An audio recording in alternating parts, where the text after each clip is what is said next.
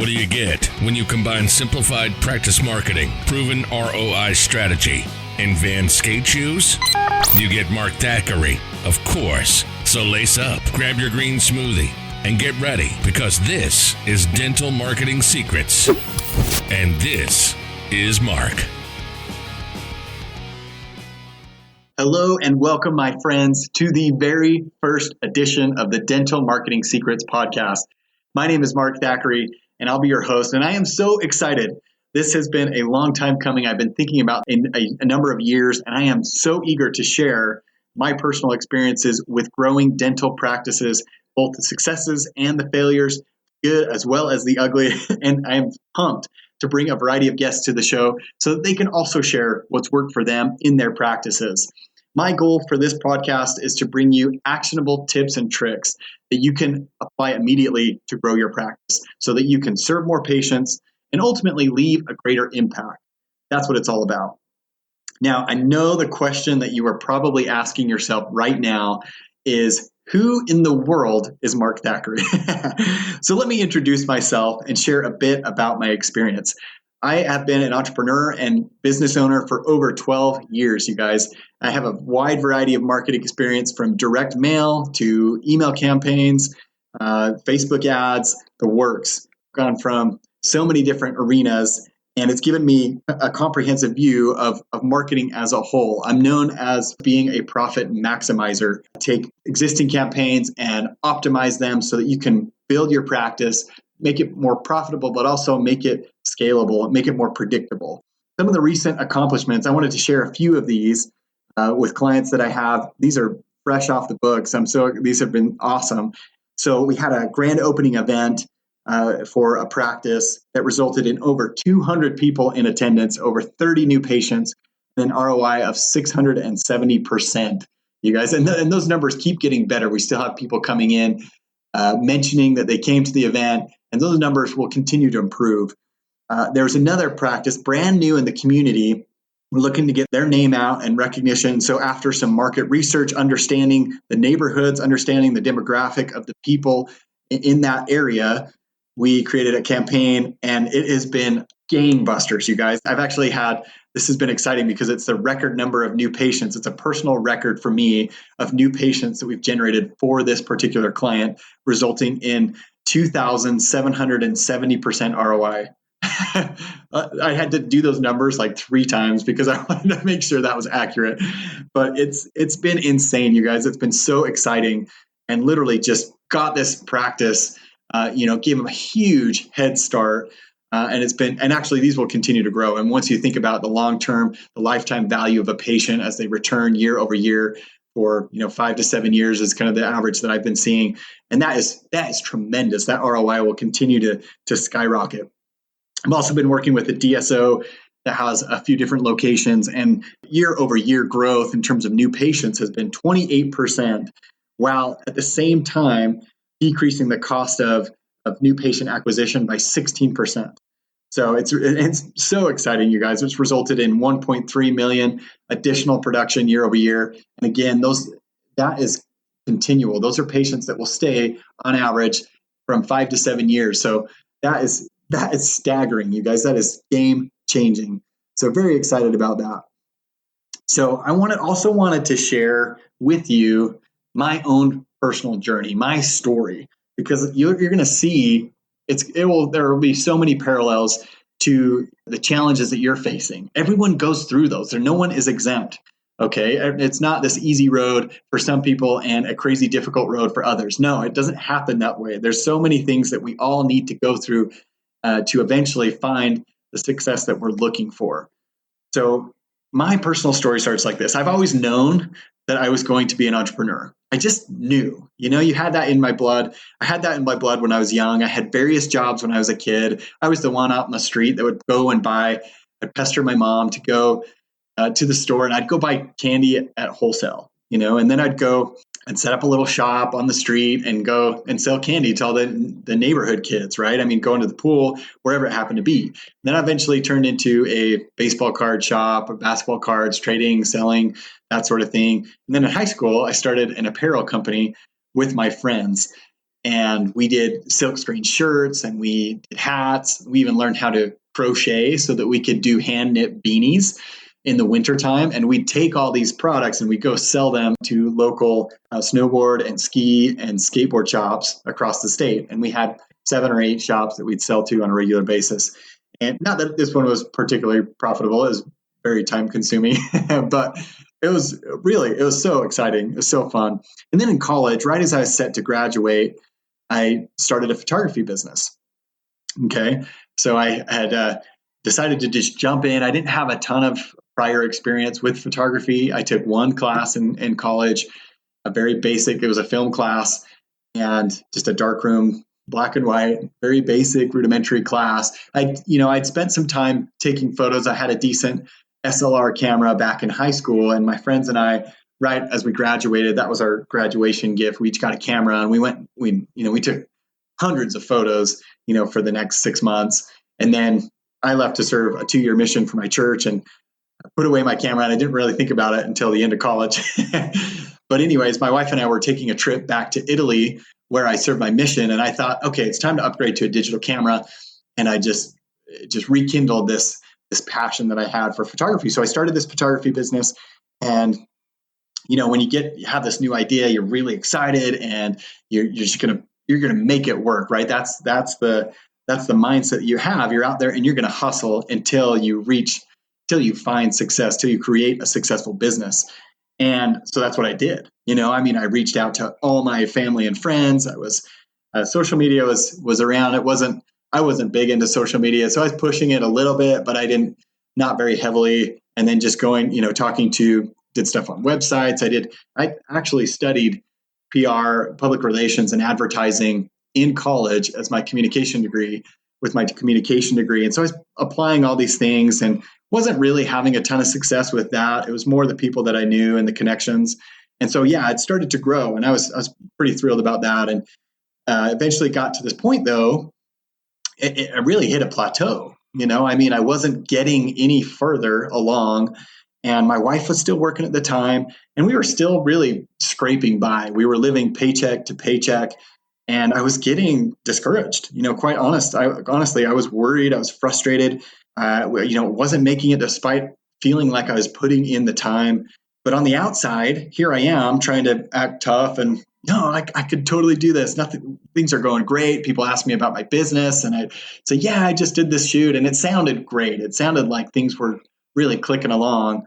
But the reality was, deep down inside, I was afraid. I felt like I wasn't measuring up.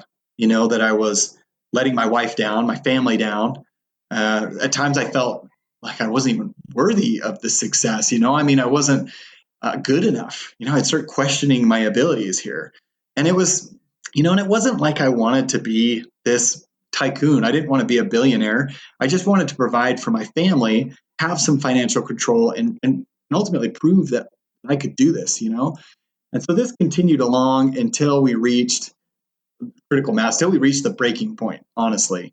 I still remember this day too. My wife, I was working in my home office, and my wife stopped me during the day and said, and she had that look, right? She has the way she looked at me and the tone of her voice instantly riveted me to the spot. I was rooted.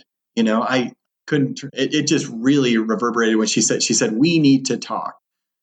And we'd had this discussion before, but the way she said it this time, it's like planting her, the flag in the ground. And I just knew that something was wrong, and before I kind of played it down, but this time it really worried me, and so I was worrying about that the whole day. Later that night, we sit down, and as we start talking, literally everything spilled out, fears, emotions, frustrations, sick and tired of scrambling to pay bills, and eventually got to the point where she said, we can't keep going on like this. Something has to change. And we came to this conclusion that I either need to make this work now and soon, or I have to go look for a job.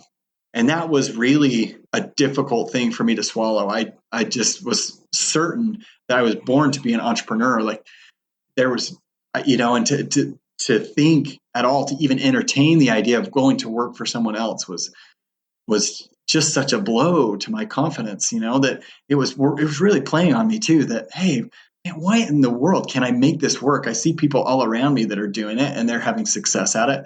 I'm not a total idiot. I mean, I graduated college. I feel like I pick up on things fairly well. I'm putting in the time. I'm doing my research. But why isn't this working? And right around that time, shortly after that, the discussion, in quotes, the discussion with my wife, I had lunch with a friend who had his own business. He's an e-commerce guy, and he introduced me to these marketing experts, Joe Polish and Dean Jackson. And he's telling me about all the things that he was learning, that this is real life examples. These are real life tactics that you can use. It's not theory. And he's been using them to a great degree of success, actually.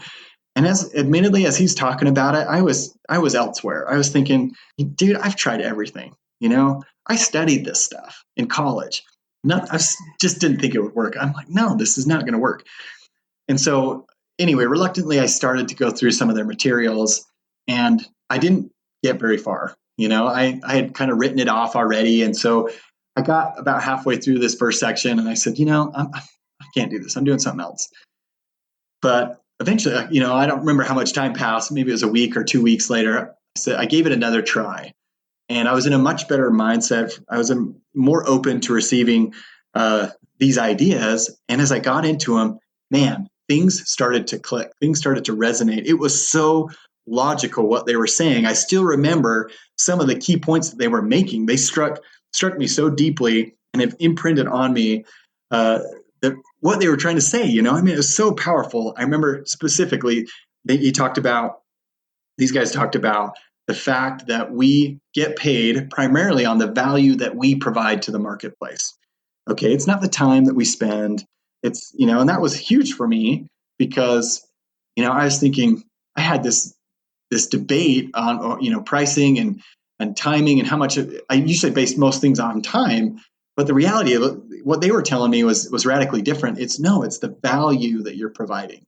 It's not necessarily the time that goes into it, but it's the value. It's the benefits that you provide. It's the desired outcome that you're providing them. That's what we get paid on. They also talked about how if I provide more value, it better serves my clients, and ultimately I get paid more too. How much? That is beautiful. That was a revelation to me, and went on to say that it's your ability to communicate the value that you provide. Your ability to articulate the benefits, those desired outcomes from a customer's point of view. It's not your view, and I see this all the time with dentists. It's a challenge and even with physicians in general. A lot of times they want to talk in their technical jargon and their peer-to-peer communication to patients, for example, and that just doesn't work. Patients have no idea. They have no background of any of that stuff. And when you start talking to them, they tune out, So the trick is in your ability, or really the value is in your ability to define in plain English, to spell out for them, literally spell out what's in it for them, okay? And from their point of view. And I ultimately realized that marketing is the engine of your business. I started to see that, and this was true in photography, it's true in the dental industry, that there are so many amazing photographers. There are so many incredible clinical dentists out there that do a tremendous job, but they still struggle month to month. Their business is failing month to month. And that's because they don't have the ability to communicate the value that they're providing. Okay. So as I was starting to learn this information, I was, like I said, I got really absorbed. I was so pumped and so focused. I just consumed as much information as I could. Whenever I had free time, I was poring over their information, their materials. I was working to apply that to my business. And almost immediately, I started seeing results and things began to improve. The needle was moving in the right direction. I was so excited. And I thought, this could be it, right? That was what I thought. This could be it. But then, and there's always a but then I started doing too much. Because I was consuming so much information, I was being exposed to all these different ideas. I wanted to try all of those different ideas. I was doing this one, and then I read about this. Oh, I need to try this. And then I need to try this too. This will definitely work. and I was spreading myself way too thin. I was completely fractured in my approach. And I wasn't able to realize the huge gains that were there for me if had I just been focused and disciplined enough to follow a couple of key ideas. Okay. And eventually, thankfully, I recognized that I needed to focus on building an actual marketing process, some type of system that would consistently produce results. And once I did that, it worked. You guys, it worked. I created a system for generating referrals, and I doubled the number of referrals I received, which that alone was a massive game changer for me. But I also created a lead generation system to continually funnel potential clients and fill my pipeline. No longer did I have to worry about, okay, that I had a great last month. Now what do I do? But I had a continual flow. It wasn't a huge avalanche of clients. I'm not going to pretend that it was, but it was consistent enough that I had some predictability. And eventually that grew and grew and grew. But more importantly, you guys, my wife no longer had to work. There was no more crying over how in the world to pay for these bills, those emotionally charged conversations. We could finally it was the little things too, you guys. We could finally feel good about eating out, finally go on a family vacation, finally started to put money away for the future, and even started some passive income streams. Things were completely different. And as I looked back on it all, it was interesting to realize that it's not a matter of worthiness when it comes to success. Okay, it's more of what I can do to serve my clients to a greater degree and then create a process that would support me in that would allow me to accomplish that time and time again. The other thing that really struck me as I was going back and reviewing all this was that I discovered I had a huge passion for sharing what I've learned in order to help others achieve that same type of success, to get out of that funk, that rut. And that's what I'm doing now. I love it. I'm sure you could feel this, but it gets me so excited to see the change, because it's not only a change for your practice. It is a change for your office, for your team members, for your family, and for the families of all your team members and your patients, you guys. It is a win, win, win, win, win, win. It is just an elevated way to live, because it changes your whole lifestyle.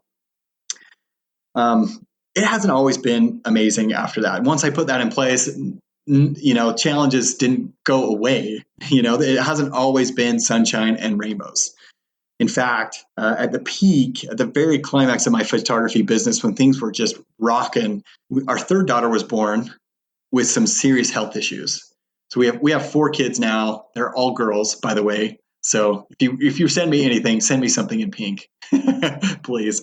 Just kidding. But we knew that when my wife was pregnant with Ruby, our third, there was a mass on the back of her neck.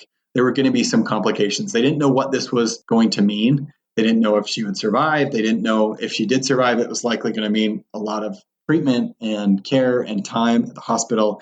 And so with a good deal of conversation and going back and forth, we decided eventually that it was better for me to phase out photography, which was hard. I finally ramped it up, and now we're way up here, and I'm so pumped, and I'm just, I'm traveling all this time. I'm going there. People are flying me out coast to coast. I'm going out of the country for shoots and just really having a good time. But we decided it was best for our family that I phase that out. And I eventually decided that, hey, I'm going to go into marketing, creation and execution, campaigns for businesses to help them achieve that same type of success. I knew that's what I'd love to do too. That was something that really stood out to me as I grew my business, the marketing aspect. And this has turned out to be a huge, huge blessing for us and for me, because my daughter, eventually a couple of years after she was born, she was diagnosed with stage 4 cancer. There were dozens of tumors in her lungs. And it just threw our world completely upside down. And this allowed me to spend more time with her. There was a point where our oncologist said, we've tried some different things, and at this point, it's probably best that you just spend time with your family. Go make some memories. And we did a Make-A-Wish trip, which was phenomenal. And it's really, I kind of took the year off of work. And that was a huge blessing. And eventually, I'm happy to report that now, 3 years later after that, Ruby is doing amazing. We got put on this trial drug, and it has worked fantastically well. Actually melted away all of her tumors. That's what our oncologist, that's how he described it. It's literally melting away all of her tumors. And we are just elated. We never thought this day would come. And here we are experiencing it and enjoying it and reveling in it. And it is so amazing. You guys were so grateful. And actually the drug company just came out and did a documentary. These guys from England came all the way over to here in Utah and came and filmed our family, did a documentary with us and Ruby. And my wife is actually taking Ruby back to a conference, their kind of company summit here in a few weeks to speak and share her story. And it's just been an amazing journey. Eventually, working with different clients, I started to specialize in the dental industry after working with multiple dentists and love it. I absolutely love it. And I've helped dozens of different dentists grow their practice, boost their profitability. But like I said, more importantly, they've been able to change their lifestyle. There's greater predictability and consistency with their practice. It's a reduced amount of stress that they experience on a day-to-day basis. And ultimately, they can treat and serve more patients and leave a greater impact, have a greater impact in their community. I firmly believe, you guys, that marketing is absolutely critical to a successful practice. You may have the most clinical experience out there. You may have the most exceptional service and offer solutions, care solutions that no other provider out there can. But if you fail to communicate that, what you can do, all of those benefits from a patient's point of view, it won't matter. You guys, it will not matter. That's how important this messaging component is. You have to connect to patients on their level, or they will not listen. Patients need to know what's in it for them. And that really is what marketing is all about. That's the way I define marketing, you guys. It's to help patients identify what they can expect if they come to visit you at your practice. So that's it for today, you guys. I hope you had some revelation, hopefully some words of encouragement, something that has spurred you to do something differently. I am pumped to continue the conversation, you guys. Coming up, there will be real life examples. I'll be sharing case studies with you. Like I mentioned, there's a number of amazing interviews that dramatically change your business. So you don't want to miss those. If you have any comments, questions, or feedback, I would love to hear from you. Simply email me at my personal address. Yes, old. I'm old school. I'm simple that way. But just email me at my personal address. It's markthack@gmail.com. That's MARK, T as in Tom, HACK @gmail.com. I would love to hear from you. If you've enjoyed this episode, please leave a review for this podcast. That would be a tremendous help, you guys. It helps other people, other dentists find value in what I'm doing. But until next time, my friends, make it a fantastic week, and we will talk to you soon. Did you enjoy this episode of the Dental Marketing Secrets Podcast? Head on over to iTunes to subscribe, rate, and leave a review. And for more proven marketing strategies to grow your practice, visit practicerocket.net.